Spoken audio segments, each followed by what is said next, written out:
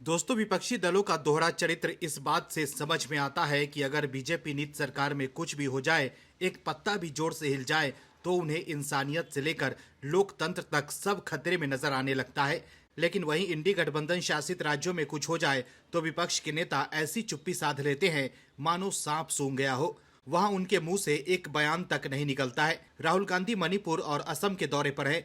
Rahul Gandhi BJP और NDA शासित राज्यों में जाकर वहां की सरकार को खूब कोसते हैं, लेकिन कांग्रेस और विपक्षी दलों की सरकार जिस राज्य में होती है वहां राहुल गांधी नहीं जाते हैं। लेकिन सुप्रीम कोर्ट के फैसले से राहुल गांधी समेत सभी विपक्षी नेता एक्सपोज हो गए हैं कि कैसे वो अपने हिसाब से सियासी रोटियां सेकते हैं। राहुल गांधी मणिपुर जाकर बीजेपी पर तो निशाना साधते हैं, लेकिन संदेश खाली पर मौन धारण किए हुए हैं। लेकिन उनसे पूछना चाहिए कि आखिर क्यों वो हाथरस मामले पर इतना हंगामा काट रहे थे। आखिर क्यों उन्हें बीजेपी नीति सरकारों के प्रशासन पर भरोसा नहीं है, या सिर्फ उनको अपना उल्लू सीधा करने से मतलब है। उन्हें इंसानियत से कोई लेना देना नहीं है। आखिर संदेश खाली मामले पर ऐसा क्या हुआ जिससे ममता बनर्जी से लेकर राहुल गांधी तक बैकफुट पर आ गए हैं और उनके लिए जवाब देना मुश्किल हो गया है। क्या है खबर, बताते हैं आपको विस्तार से। दरअसल संदेश खाली मामले में महिलाओं के यौन उत्पीड़न और जमीन कब्जे के मामले में सुप्रीम कोर्ट ने बंगाल सरकार को झटका दिया है।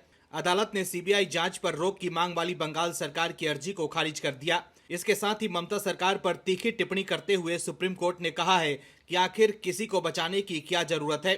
अदालत ने पूछा है कि आखिर सरकार क्यों किसी को बचाना चाह रही है। अदालत ने इस मामले में बंगाल सरकार की ये कहते हुए भी खिंचाई की है कि इस केस में टीएमसी का एक नेता शामिल है, इसके बाद भी आपने कुछ नहीं किया। Justice B R. गवई और जस्टिस के.वी. विश्वनाथन की बेंच ने कहा कि ये सभी मामले संदेश खाली से जुड़ी हैं।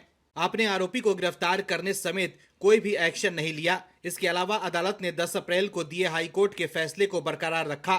सुप्रीम कोर्ट ने कहा कि उच्च न्यायालय ने जो बातें कही उसमें कुछ गलत नहीं था। इसके अलावा केस को लेकर अदालत की टिप्पणी से जांच पर कोई असर नहीं दिखेगा। विपक्ष के चहेते वकील अभिषेक मनु सिंघवी ने सुप्रीम कोर्ट में ममता सरकार का पक्ष रखा। सिंघवी ने सुप्रीम कोर्ट में कहा कि हाईकोर्ट ये कह सकता था कि ईडी के अफसरों पर हमले के मामले में सीबीआई जांच करे, लेकिन उसकी ओर से राशन घोटाला भी सीबीआई को सौंप देना गलत है। उन्होंने कहा कि राज्य सरकार ने राशन घोटाले की जांच कराई। इसके अलावा यौन उत्पीड़न और जमीन कब्जाने के मामले पर जांच की गई। इस मामले में कुल 42 चार्जशीट दाखिल की गई थी। इसके बाद भी आखिर क्यों केस सीबीआई को ट्रांसफर किया गया, उच्च न्यायालय ने इसकी कोई वजह भी नहीं बताई थी।